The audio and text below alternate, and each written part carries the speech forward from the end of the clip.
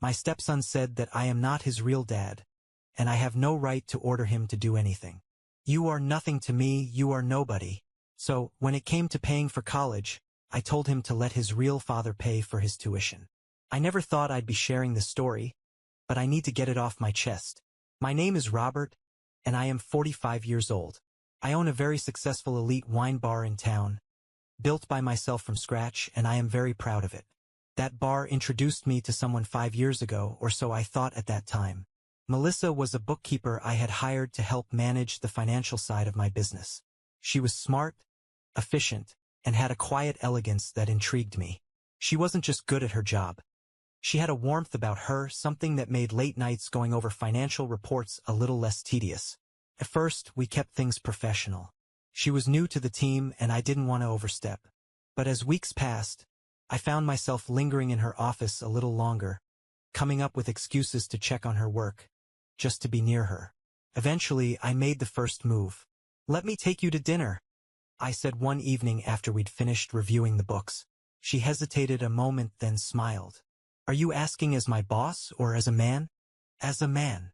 That dinner turned into another, then another, and before I knew it, we were talking about a future together.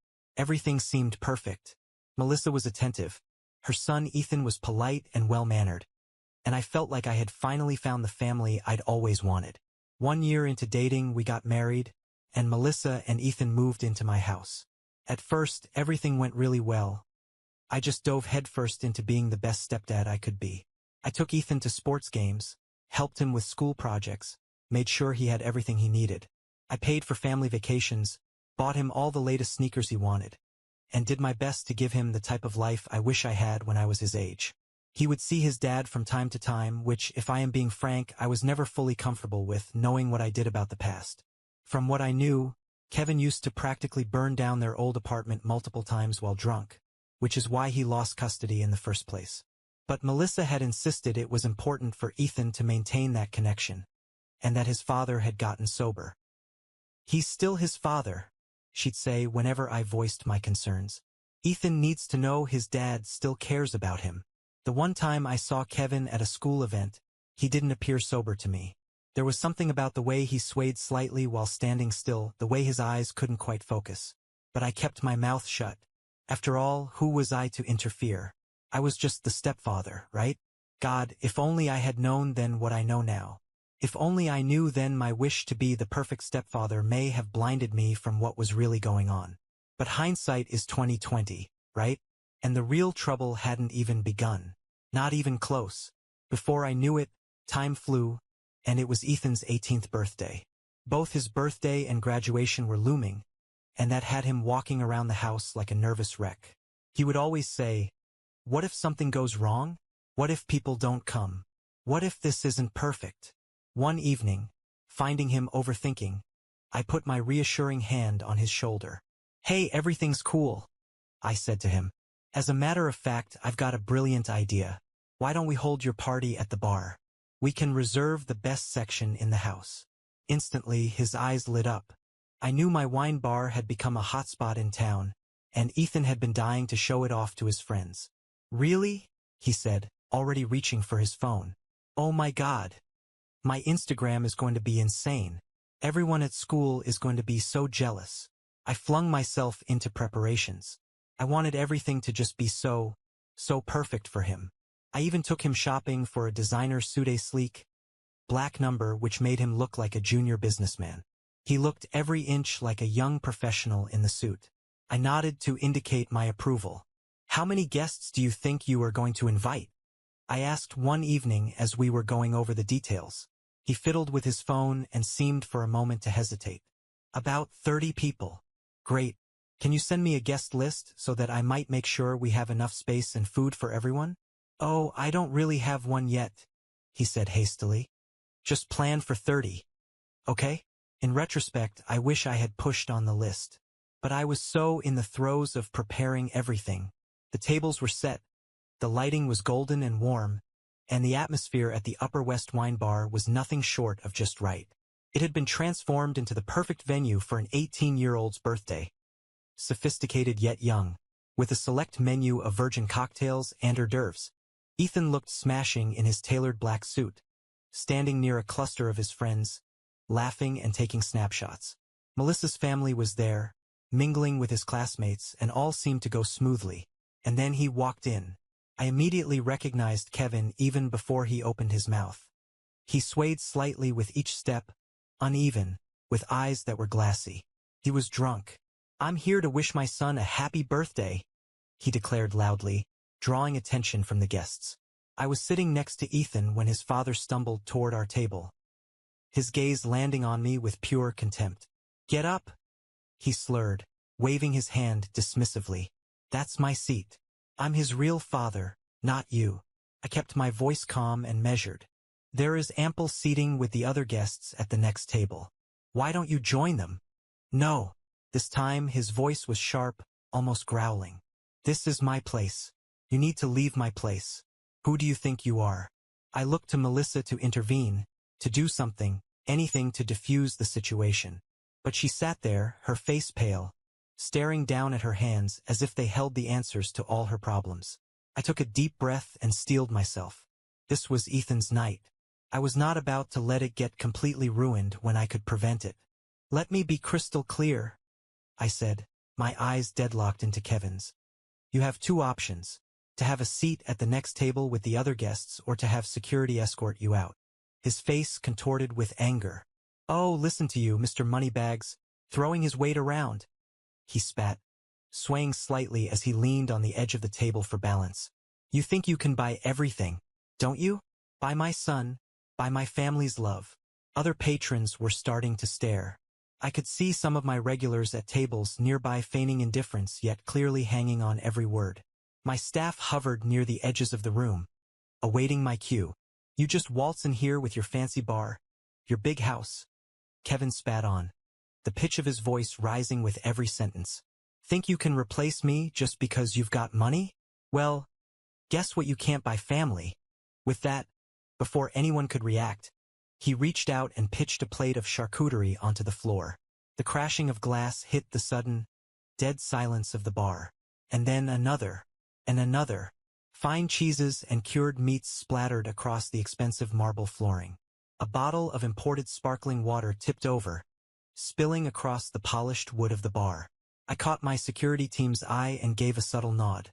They moved in smoothly, professionally, just as they'd been trained. "Sir, it's time for you to leave," the head of security said firmly, taking Kevin's arm. I watched them walk him out, his drunken protests sliding into slurred, incoherent screams that bounced off the hall until the front door swung shut behind him. Silence. Then, gradually, the murmur of the guests picked up again. I rose and donned the brightest owner's smile. "Really sorry about this, ladies and gentlemen. Please let the evening go on. Drinks are on the house." It didn't ruffle the feathers of the regulars, who were used to it. After a few minutes, they went back to their conversations. But at our tables, Ethan's friends and family sat there. The whispers were constant. I could see them shooting glances at Ethan, at Melissa, at me. The story would be all over social media by morning. Ethan sat, ramrod straight, moving the food on his plate around. The sleek suit that had made him look so grown-up earlier now seemed to swallow him, making him small and vulnerable. The Instagram-perfect party he had dreamed of had quickly turned into a nightmare. After about an hour, he grumbled, "I have a headache. Can we go home?" The party was soon over after that. People made polite excuses, but I could hear them whispering as they left. "Poor Ethan. Did you see his dad? Can you believe what happened?" The minute we were inside the house, Ethan went straight to his room. I followed the girls upstairs and then went in his room to talk with him, to say something. The next morning, the morning after the disastrous birthday party, Ethan came down to breakfast with circles under his eyes. He took his chair, his eyes looking down into his lap. "How are you feeling, buddy?" I asked softly. "Fine," he grumbled to his cereal bowl. And that was that. One word. The days to follow were like living in some sort of ghost house. Ethan, energetic and chatty, became practically a stranger. Every time I entered some room where he was talking to Melissa, he'd shut down, like someone had hit a mute button. One evening, when Ethan had gone to bed, I tried bringing it up with Melissa. "Don't you think we should do something? Maybe get him to talk to someone?" She waved a hand dismissively. He's fine. He's just processing what happened. Give him space. But it wasn't fine. None of this was fine. Despite the tension in our household, we all attended Ethan's graduation ceremony. Melissa and I sat in the audience, and I clapped until my hands hurt when they called his name. He looked great in his cap and gown, and for a moment it seemed to me as he glanced our way and smiled maybe things were finally getting better. Of course, we held a party later in the house. I knew I needed all of his favorites, their truffle fries, steak sliders, the little crab cakes he would constantly be swiping from the back of the kitchen in the bar, even the outrageous 3-tiered chocolate cake that really should have taken at least a week to get correct. His classmates came over, and for a while, the house was filled with laughter and excited chatter about college plans and summer vacations. For a few hours, everything felt almost normal again. Ethan was smiling, talking, looking like his old self. I started to relax, thinking maybe we had turned a corner. Then his phone rang. Ethan went out into the hall to answer it, and when he came back a few minutes later, there was something different in his face. A quiet resolve. He came to me directly for the first time in days with any degree of willingness. "My dad's coming over," he said. "He wants to congratulate me on graduating." My stomach dropped. "Absolutely not," I said without a second's hesitation, the fresh memories of his birthday disaster still fresh. "Ethan, think about what happened at your birthday. He showed up drunk, caused a scene, destroyed property. That was your fault?" Ethan cut me off, his voice rising. "None of that would have happened if you had just moved and let him sit down. He's my real dad. You should have just stepped aside." I stood there, feeling like I had just been punched in the gut. All this time, after days of silence, this is what he had been thinking? That I was the one to blame? I turned desperately to Melissa, hoping for once she would say something, just step up and be the mother Ethan needed. "Melissa, please," I said. "Tell him how inappropriate his father's behavior was at the birthday party." But she sat there, looking at her hands as if they held the secrets to the universe. The same silence. The same cowardice I had witnessed at the wine bar that night. Something inside me snapped. 5 years of being the perfect stepfather. 5 years of treading on eggshells. 5 years of making excuses for everyone else's behavior. 5 years of swallowing frustration. And it all came pouring out. "Listen to me, Ethan," I said, clear but firm. "That was my wine bar. I set that whole party up for you. I got you that damn designer suit you wanted. I did absolutely everything to make that night. And your dad? He arrived drunk, publicly shamed you, and now has property damages. He did not even get you a present, Ethan. What he did was bring chaos and embarrassment." In an instant, Ethan's face turned from angry to furious. Ethan's face went from angry to absolutely furious in an instant. "Oh my God, here we go again," he shouted, throwing his hands up. "It's all about the money with you, isn't it? I paid for this. I bought that you think because you have the money, you can control everything." He spun around to face his classmates, who were standing awkwardly in the living room, obviously wishing they were anywhere else. "My real dad will be here soon," he said with a bitter laugh. "It'll be nice to finally have a normal person here instead of this." He gestured to me as if I was some filth he had stepped on. "Your father is not coming into this house," I tried to say, modulating my voice against the rise of anger and hurt inside me. "Not after what happened at the bar." That was when Ethan totally lost it. His face flushed red, and he began yelling at me in front of all the guests. "You're not my dad," he shrieked. "You're nothing to me. You're nobody. Who do you think you are to tell me what to do? Keep your nose out of my life. You're just some guy my mom married for his money." The room fell dead silent. I could see his friends fidgeting uncomfortably, some checking their phones, others fascinated by the ceiling. Ethan turned back to them, his voice dripping with venom. "Let's get out of here. I don't want to celebrate in his house anyway." He emphasized the word his like it was something filthy. His friends quickly filed out, no one making eye contact with me. The front door slammed so hard the windows rattled. I stood there, alone amidst my own apartment, surrounded by abandoned food and scattered plates, hit by a virtual truck. This had to be it. It had to have been enough that finally, at last, Melissa would say something. She would have to rise to my defense after this, wouldn't she? Melissa cleared her throat. When she spoke, she was cold, detached. You had no right to throw the house and money in his face like that, she said flatly. You didn't need to remind him this is your house, that your money pays for everything. That was low. I stared at her, seeing her for the first time. You've got to be kidding me right now? Where were you when your ex was hurling plates across my wine bar? Where were you just now when your son stood up in front of his entire graduating class and started screaming insults at me? Melissa just shook her head, as if I was the crazy one. You're the adult here, she snapped. You should know better than to get into an argument with a teenager. I let out a bitter laugh.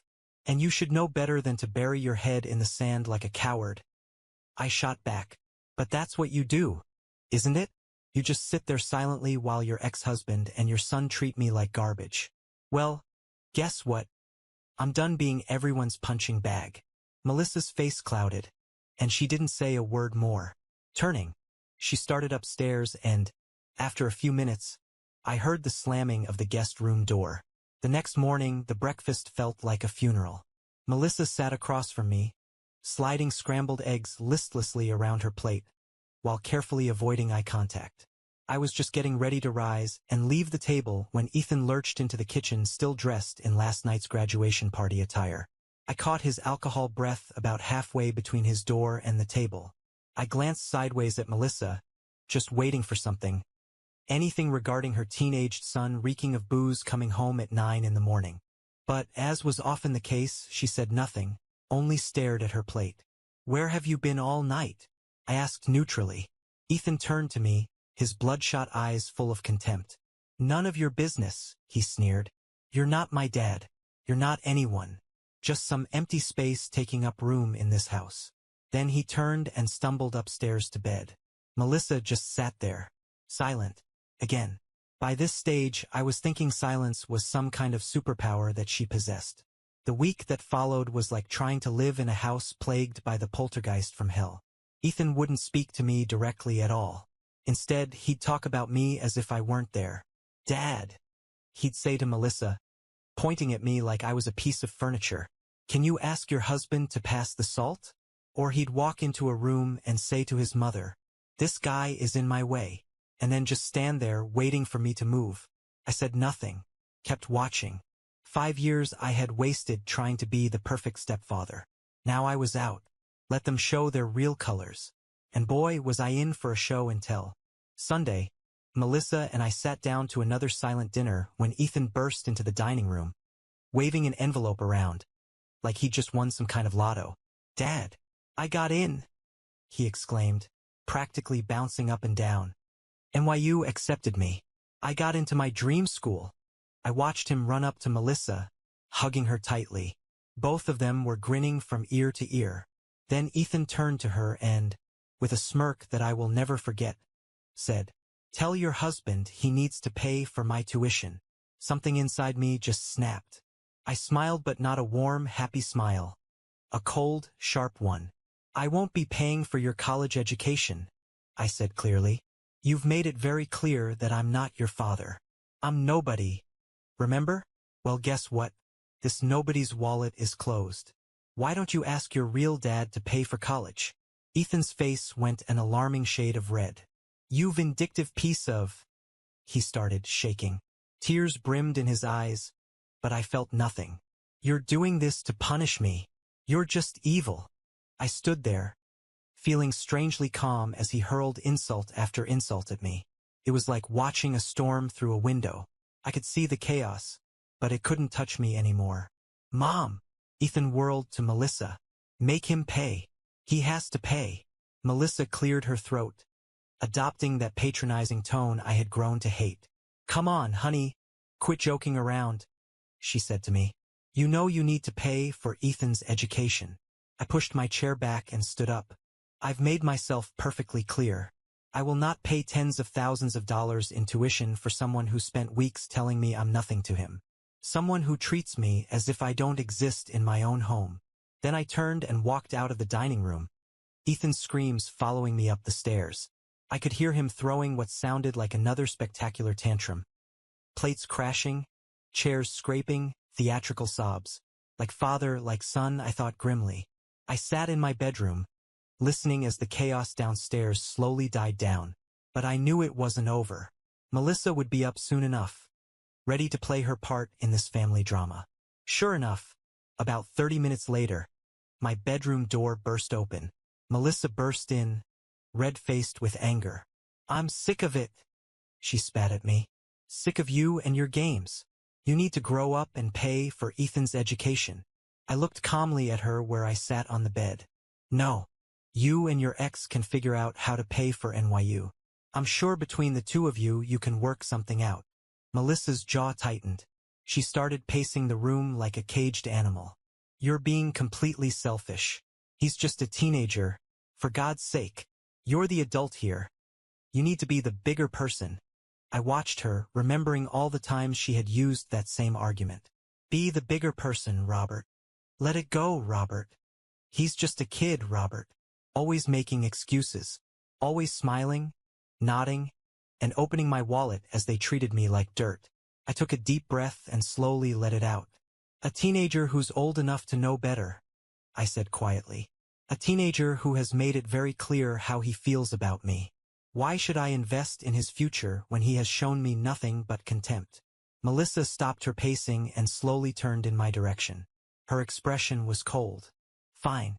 Then let me make this simple for you. Either you pay for Ethan's education, or I'm filing for divorce." She clearly expected me to cave. To break down, cry, or beg her not to leave. To pay instantly. That is what the better of man would do, right? I shrugged. "Okay. Get divorced." The expression on her face was almost comic. Her mouth opened and closed a few times, but words wouldn't spill out. Apparently, she had not expected me to call her bluff. "I will call my lawyer first thing in the morning," I said, my voice firm. "Until then, you and Ethan can start finding yourselves a new place to live." Melissa said nothing but stood looking at me, almost for the first time. Finally, with no words said, she turned and left out the door, closing it quietly behind her. The next morning, I came downstairs to find Ethan already at the dining table, waiting for me like some sort of ambush. The scene was perfectly staged. Ethan with his red-rimmed eyes, Melissa with her carefully practiced look of concerned authority. "Honey," Melissa said, smiling that manipulative smile I had somehow never noticed before. "We've all had a chance to calm down and think about things." Ethan nodded profusely, like a well-bred puppet. "We all just overreacted yesterday," he said, his voice dripping with honey. I stood in the doorway, feeling a strange sense of clarity wash over me. It was like I was seeing them both for the first time. Really seeing them. Melissa kept going, her voice taking on that reasonable tone she always used when she wanted something. "We're family. Families fight, but they also make up. And since you were the one who escalated things with this whole college situation, it would mean a lot if you took the first step toward reconciliation." Ethan jumped in right on cue. "Yeah. And if you helped with tuition, it would show that you're really sorry and want to make things right." I almost laughed. They really thought they could manipulate me this easily? That all it would take was some fake remorse and rehearsed lines about family? "Actually," I said, pulling out my phone, "I just got off the phone with my lawyer 5 minutes ago. The divorce papers should be ready by this afternoon." Their expressions changed in a flash. Ethan's fake smile vanished, and his face showed shock. Melissa's face turned that familiar shade of angry red. I turned to Ethan. "Congratulations," I said flatly. "You won't have to deal with your not-dad interfering in your life anymore. Isn't that what you wanted?" Ethan burst into tears, real ones this time, not the calculated ones from before. But I was done being manipulated by teenage tears. Melissa sprang to her feet so hard her chair almost toppled. Without another word, she stormed upstairs. Moments later, I could hear her yanking drawers open, slamming closet doors. They packed in dead silence. No more abusive speeches. No more insincere apologies. Just the sound of suitcases being filled and doors being slammed. I thought it was finally over. I was wrong. The messages started that same night. First from Melissa. "We all said things we regret. Let's talk about this like adults." Then from Ethan. "I am so sorry if I hurt your feelings. But you are really being totally unfair about college. When I said nothing, they got meaner. You are being obstructive and destroying this family. I hope you enjoy being all alone with your money. You'll be sorry later when you are old and alone with nobody. I said nothing. The divorce was quick since I had made sure there was a prenup. Naturally, Melissa tried to fight it, but my lawyer took care of it quickly. She got nothing. Not a penny of my wine bar's profits. Not a dime of my savings. I still hear things about them sometimes through mutual friends. They're living in a small apartment across town. Ethan couldn't afford NYU and is now working at a mall somewhere. Melissa is struggling to restart her accounting career, but it's not going well. I have since then redecorated the house, gotten rid of all the furniture that reminded me of them. The place feels bigger these days, lighter somehow, or maybe that's just me. Finally free of the weight of trying to buy love from people who were only ever interested in selling.